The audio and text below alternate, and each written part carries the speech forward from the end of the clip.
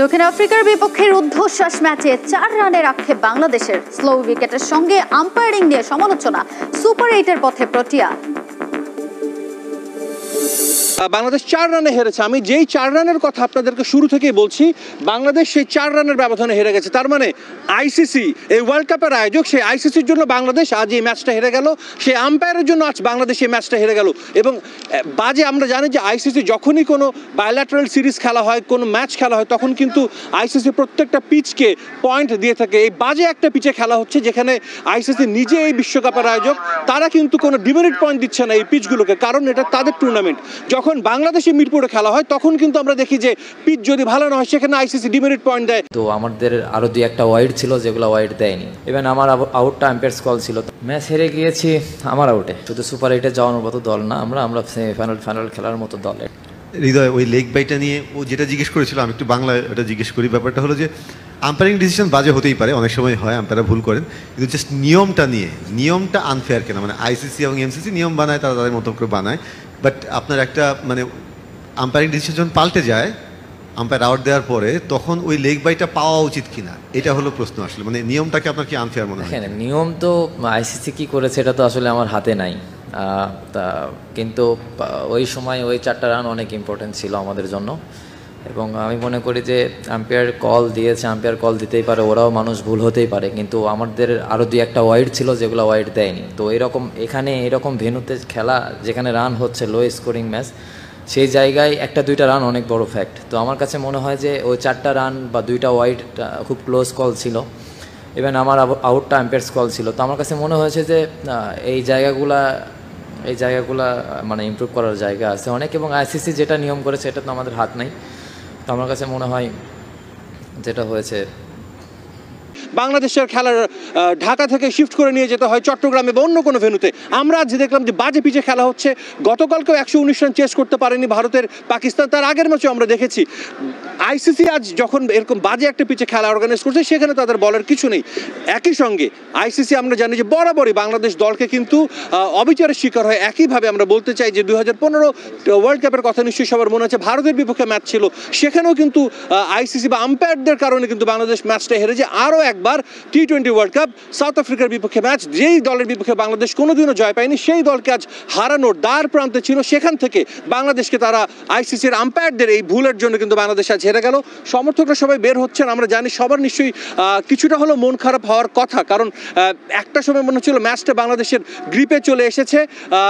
সেই সময় থেকে আসলে বাংলাদেশ, সেই জায়গা থেকে বাংলাদেশ ম্যাচটা হেরে গেল। একটু আমি সমর্থকদেরকে দেখাতে চাইবো, আপনাদের সমর্থকদের আসলে একটু তাদের রিয়াকশন নিতে চাইবো যে তারা কি বলছেন বাংলাদেশের এই ম্যাচের পর। তারা নিশ্চয়ই তাদেরও অনেক মতামত আছে, অনেক দূর থেকে এসেছেন, এসে কিন্তু এই ম্যাচ দেখেছেন। সো তাদের সঙ্গে একটু কথা বলার চেষ্টা করবো। অনেকে বের হয়েছেন, একটু কথা বলতে চাই আপনাদের সঙ্গে। নিশ্চয়ই একটু হতাশ হয়েছেন, হেরে গেছে। অবশ্যই হতাশ।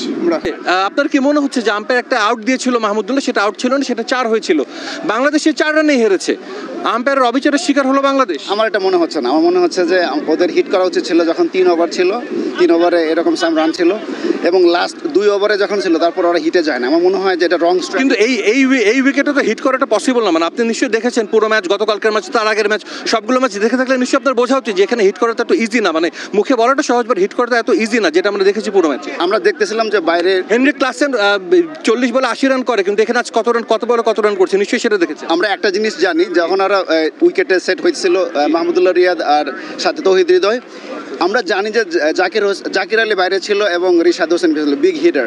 সো ডেফিনেটলি তারা এক ওভারে অ্যাটলিস্ট 10 ম্যাচটা হারলাম। আমরা কি শিখবো আমি জানি না। পাকিস্তান যেভাবে আসছে আমরা ঠিক সেভাবে হারলাম। এভাবে আর কত আমরা এভাবে হারবো।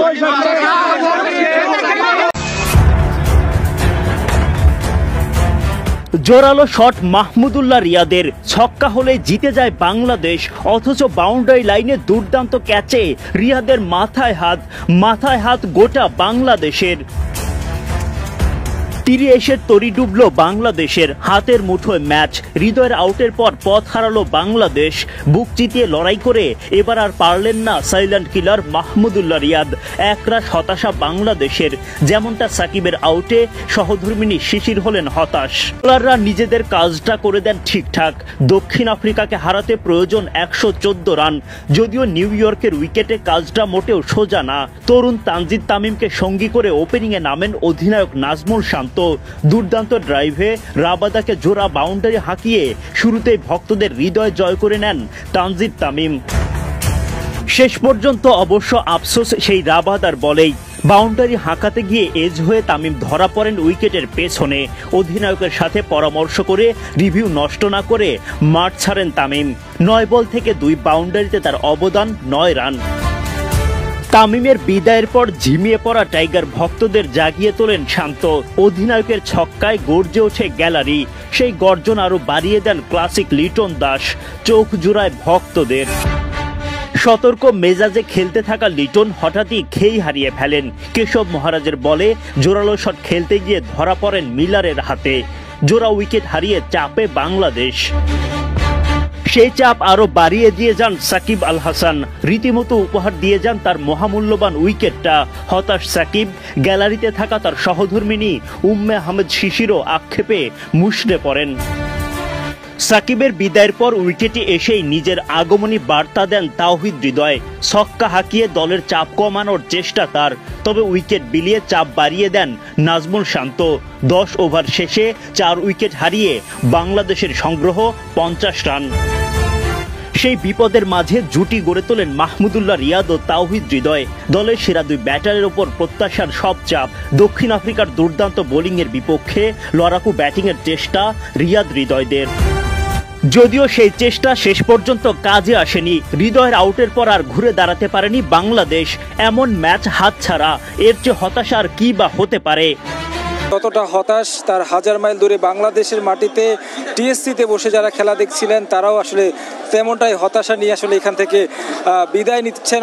অনেকে আসলে কষ্ট ক্ষোভ প্রকাশ করছেন। আসলে বাংলাদেশ এই ম্যাচটা আসলে কোথায় হারলো, সবারই প্রশ্ন একটাই।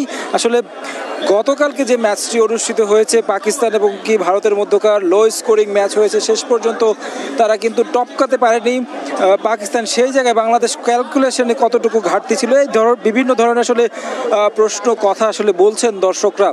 তারপরেও যদি বলি যে এখানকার দর্শকরা শেষ পর্যন্ত আসলে প্রত্যাশায় ছিলেন হয়তো বাংলাদেশ এই ম্যাচটায় তাদের যে কাঙ্ক্ষিত জয় এবং যেই রেকর্ডটি রয়েছে সাউথ আফ্রিকার বিপক্ষে এখন পর্যন্ত কোনো ধরনের জয় নেই বিশ্বকাপে, সেই রেকর্ড ভেঙে নিশ্চয়ই বাংলাদেশ তাদের প্রথম জয়টি তুলে নেবে। এবং কি এমন একটি পরিস্থিতি তৈরি হয়েছিল, তাই দর্শকরা সেই হতাশাই প্রকাশ করছিলেন এই ধরনের ম্যাচ আসলে কিভাবে বাংলাদেশ হেরে গেল। এবং কি আমি যদি একটু কয়েকজন দর্শকের সাথে কথা বলি তাহলে একটু তাদের মতামত যদি একটু শুনি তারা বুঝতে পারবেন আসলে এখানে দর্শকরা আসলে রয়েছেন। তাদের কাছ থেকে আমি একটু তাদের কথা শুনতে চাই, কারণ দেখতে পাচ্ছেন অনেক দর্শক রয়েছে, তাদের কাছে একটু কথা বলতে চাই আপনার সাথে। কি মন্তব্য করবেন? মন্তব্য 114 রানের পিছে কিছু ভুল শট ছিল মনে হয়, তখন খারাপ বলের আশায় থেকে তখন হয়তো পরবর্তী সময় আরও বল খাইয়া তখন হয়তো বা গ্যাপে 1-2 করার দরকার ছিল, গ্যাপে ফেলাইয়া। আমার মনে হয় এটা ভালোই তো। আর পাকিস্তান যে ইন্ডিয়া জায়গাকে খেলছে ওখান থেকে একটু যদি শিক্ষা নিত, ওখান থেকে যদি ভুলগুলো দিতে পারতো যে কেমনে খেলতে হবো, তাহলে আমার মনে হয় যে এরকম হইতো না। প্রিয় দর্শক, বলতে পারবেন আমাদের সাথেই কেন বারবার এমন হয়? কেন বারবার আমরাই আইসিসির অবিচারের শিকার হই?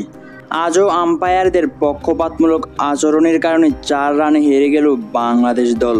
তবে যাই হোক প্রিয় দর্শক, এ বিষয়ে আপনার মতামত অবশ্যই কমেন্টে জানিয়ে যাবেন।